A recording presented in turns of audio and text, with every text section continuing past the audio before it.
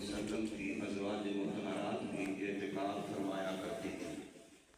और मुसलमानों में अल्हम्दुलिल्लाह ये अमल तवातुर के साथ चल रहा है। औरत का एतिकाफ़, औरत की नमाज घर में ही ज़्यादा अफजल और बेहतर है। जितना ज़्यादा पर्दे में होगी उतना ज़्यादा उसकी इबादत का सवाब बढ़ जाता है। चाहे घर में कोई भी मर्द न हो, कोई भी गैर महरम ना हो, फिर भी औरत जितना छुप के इबादत करेगी घर के अंदर उतना ज़्यादा उसको सवाब मिलेगा।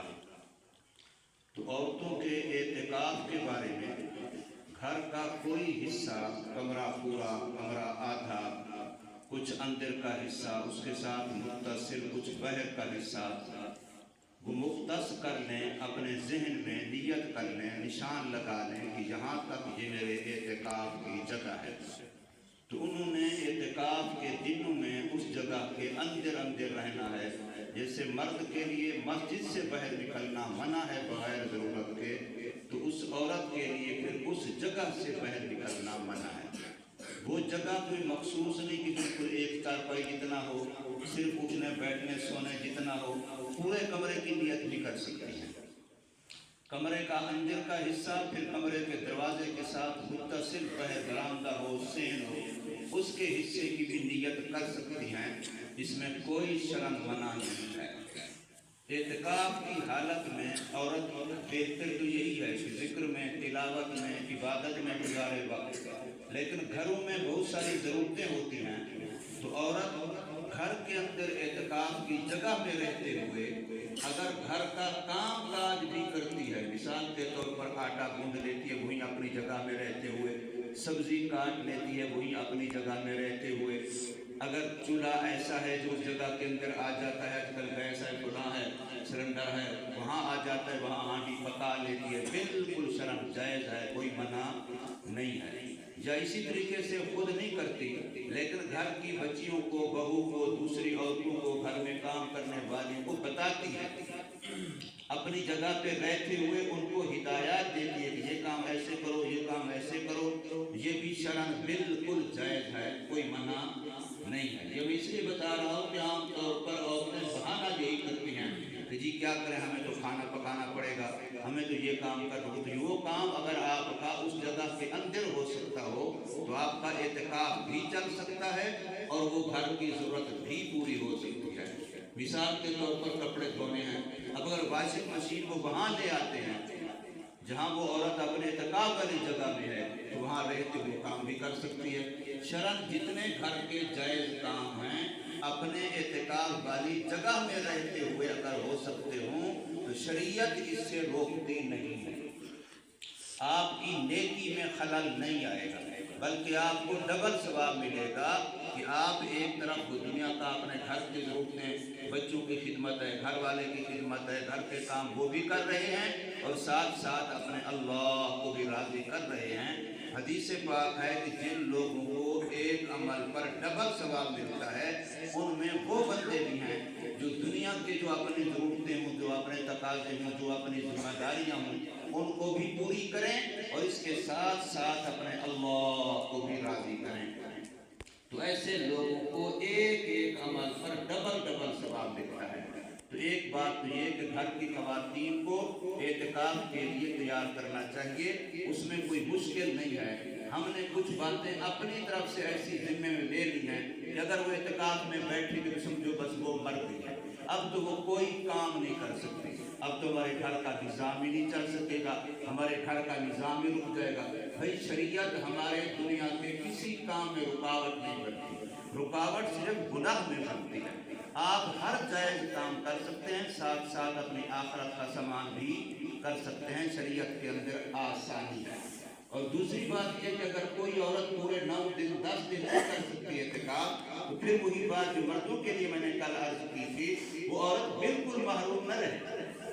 कोई 2 दिन का इत्काफ कर ले अपने घर में, 1 दिन का इत्काफ कर ले अपने घर में, 4-5 दिन का इत्काफ कर ले अपने घर में, और कुछ नहीं कर सकती तो वही जगह जो मखसूस की है उसमें सिर्फ रात इसलिए से गुजार ले, वहाँ सो जाए, वहाँ बैठ जाए, वहाँ जिक्र कर ले, वहाँ तिलावत कर ले, वहाँ बैठ के नमाज पढ़ ले, खड़ के नमाज पढ़ ले।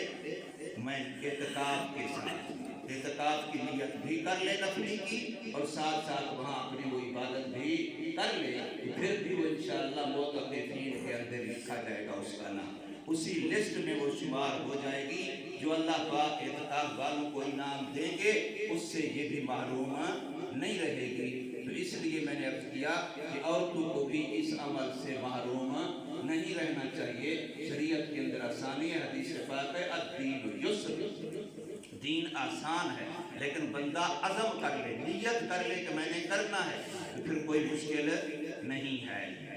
दूसरी बात यह करनी है कि जितने भी हमारे मसाजिद के अंदर, किसी भी मस्जिद में कोई इमाम साहब है, मस्जिद के अंदर कोई मुअज्जिन है, मस्जिद के अंदर कोई खादिम है, तो हर एक हमारे लिए सर का ताज है, चाहे वो किसी मसलक की मस्जिद है, किसी मजहब की मस्जिद है, किसी भी धर्म के लिहाज से अपने हमारे जो छोटी छोटी बातें इनके लिहाज से मस्जिद है, लेकिन हर बंदा जो मस्जिद से मुंसलिक है वो इन दिनों में हमारे तामुन का हकदार है। हम उसकी हौसला अफजाई करें, हम उसके साथ माली तामुन करें, हम उसके साथ कपड़े की शक्ल में तामुन करें, हम उसके साथ घर के राशन की शक्ल में तामुन करें।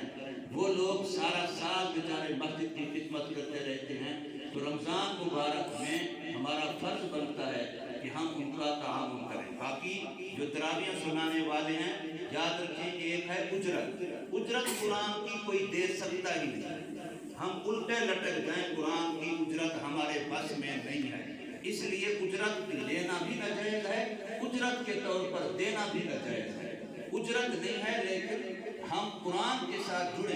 ये देखिए ये कुरान का नुस्खा है, इसी के साथ ये गत्ता लगा हुआ है। अब ये गत्ता कुरान तो नहीं है, कुरान तो अंदर है, ये गत्ता तो कुरान से अलग है, लेकिन कुरान के साथ जुड़ गया है। तो अब इस गत्ते की भी वही शान है जो इस कुरान की शान है।